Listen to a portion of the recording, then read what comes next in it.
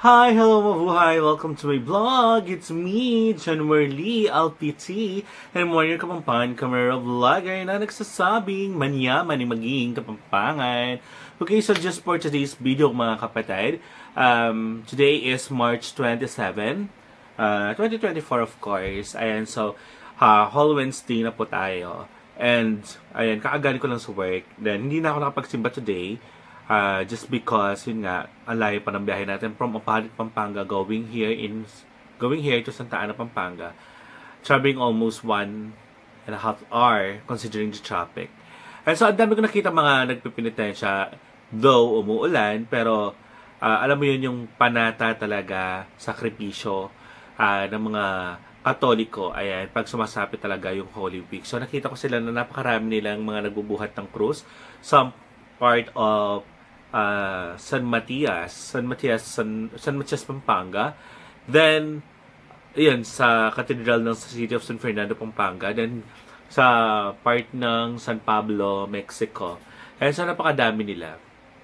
Then, dito sa here in Santa Ana, marami rin naman sila. And by the way, mga kapatid, ayan, so, magkakaroon ako ng mga compilation ng mga nagpipinitensya dito sa Santa Ana. And some other part of, if I'm not mistaken, parang hindi ata ako nakapag-vlog ng mga nagpipinitensya. Kasi tomorrow is Thursday, so mag-aano tayo, mag-visit iglesia, magsisimba, tapos mag-visit iglesia. I don't know kung saan part kami ng Pampanga pupunta.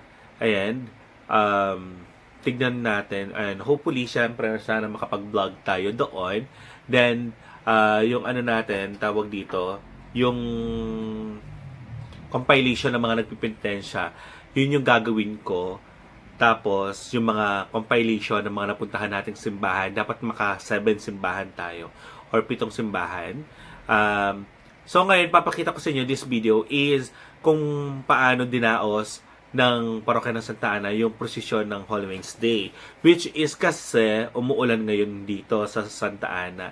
Actually, hindi lang naman sa Santa Ana, sa Apalit, ayan. Mula Apalit hanggang makauwi ako dito kanina, talagang umuulan talaga siya. It's raining. And I don't think so kung pati sa ibang parang umuulan din ata sa part of Bulacan.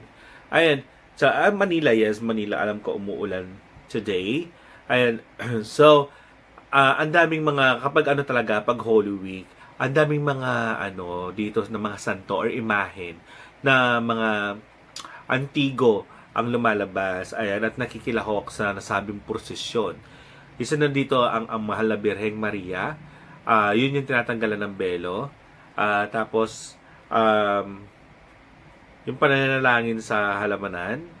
Ayan, iba kasi mga salita nila dito sa Pampanga. Iba yung tawag namin dun sa mga senaryo minsan na nandito na. Pero yung mga Santa Jacobe, Santa Marta, Santa Maria Magdalena, ayan. Ang dami, lumabas silang lahat. Tapos, ang gaganda talaga nila. Ayan, preserve yung kanilang pagiging parang malapit, may mga antigo, ayan, sa kanila. Alam ko isa dito si Magdalena, si Santa Magdalena. Ayan. Isa sa mga antigo, tsaka alam ko nasa 5 feet yung height ni Santa Magdalena. Ayan. So, samahan nyo ako, ipapakita ko sa inyo. Though, maulan talaga yung video ko, then, ano pa siya, tawag dito, puro payong kasi talagang lumalakas, sumihina yung ulan talaga today or tonight. And so, pagtiyagaan nyo na lang muna. And so, we're praying and we're hoping na sana tomorrow, Thursday, ayan, is maging okay na yung panahon, para at least makapag-visit sa iglesia tayo. Ayan, parang medyo na ata ako din sa Ayan, so napaka-feel natin kasi kakatapos ko lang maligo, my God. Eh, nakakatapos ko lang maligo, so hindi ako masyado nakapag-ayos and mag-aano na ako nito, matutulog na. Pero syempre bago ako matulog, gusto kong ipakita sa inyo yung prosesyon namin dito sa parokya ng Santa Ana, Pampanga. So panoorin nyo ganun ito. But Before that, syempre, don't forget to like, share, and subscribe. Then follow me to my Instagram, to my Twitter account. It's Jesse Samson, JHESSIE, SAMSON. Then add me to my Facebook account and follow to my TikTok account, of course, Januarily. And then meron din akong isa sa mga, isang YouTube channel ko. Ayan. So, YouTube channel ko na isa is It's Me, Januarily. And so, makikita nyo doon yung mga review. And so, by the way, sa Good Friday, sana makapag-ano tayo, sa maganda yung panahon talaga sana sa Good Friday para at least makita natin kung paano or mai-vlog ko sa inyo kung paano sinusugatan yung likod ng mga nagpipinitensya. Tapos, syempre, sana makapag-interview tayo while they're doing that thing. Ayun. Although, meron na akong interview before, si Tito Ellie, ayan, na taga here din sa San Jose. Isa sa mga leader or parang pioneer siya or pinakamatanda siya sa mga nagpipinitensya nowadays, and parang I think hindi na siya nagpipinitensya, isa na siya sa mga nagsusugat sa mga nagpipinitensya.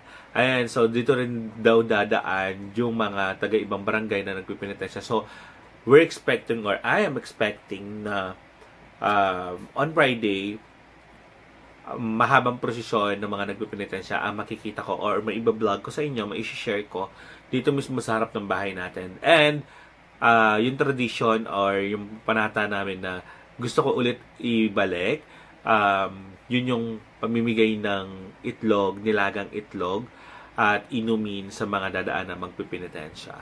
And so, thank you so much po sa lahat po ng mga sumusuporta sa akin at sa mga walang sawang nagla-like, share, and subscribe sa aking YouTube channel. Thank you so much po. Again, it's me, Januarily, LPT, and I'm your kapampan camera vlogger.